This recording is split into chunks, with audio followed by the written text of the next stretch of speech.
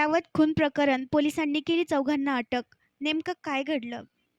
जळगाव जिल्ह्यात गुन्हेगारीच्या घटनांमध्ये वाढ होत असताना चोपडा तालुक्यातील आडगाव येथील खुनाची घटना समोर आली आहे.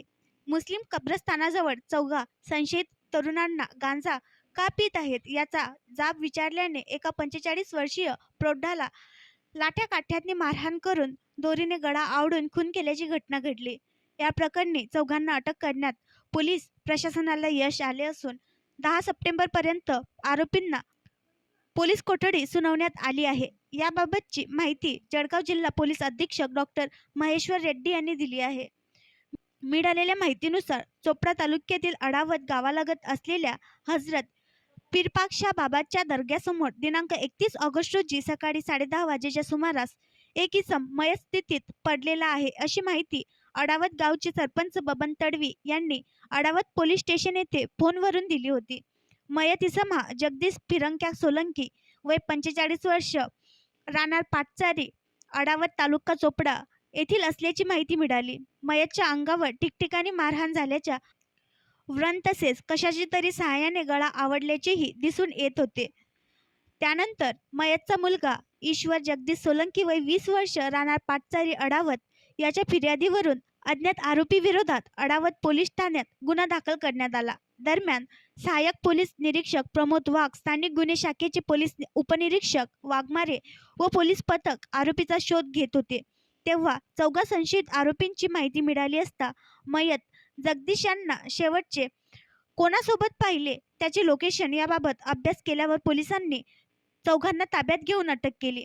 दरम्यान पाटचारी जवळील कब्रस्तान समोर बसून गांजा पिणारे इरफान अब्दुल तडवी, शाहरुख इस्माईल तडवी, शेख मोबिन शेख माजिद, कलिंदर रशीद तडवी सर्वांचे वय 20 ते 25, राहणार अडावत यांनी सदर मैतास ठार मारल्याची माहिती सदर तपासातून उघड झाली. मयत जगदीश सोलंकी यांनी मुस्लिम कब्रस्तानाजवळ गांजा पीत असलेल्या चौघांना हटकले. यावेळी तुम्ही गांजा पिणारे गंजोटी येथे का बसले आहेत, असे जगदीश सोलंकी बोलले. त्याचा संशयित आरोपी यांना राग आल्याने त्यांनी जगदीश सोलंकी यांच्या मोटारसायकलला लाथ मारून खाली पाडले.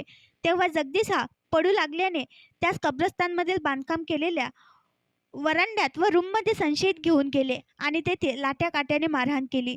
तसेच संशयित आरोपी कलिंदर रशीद तडवी याने दोरीने गळा आवळून त्यांना ठार मारले.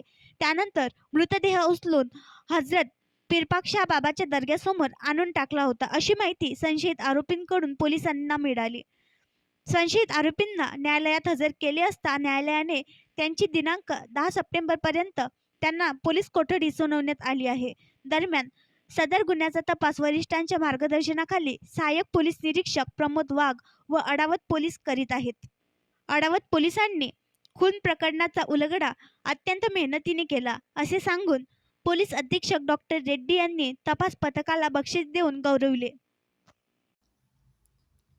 आणखी नवीन व्हिडिओ पाहण्यासाठी आमच्या देशमुख एक्सप्रेस न्यूज चॅनलला सबस्क्राईब करा, लाईक करा आणि शेअर करा.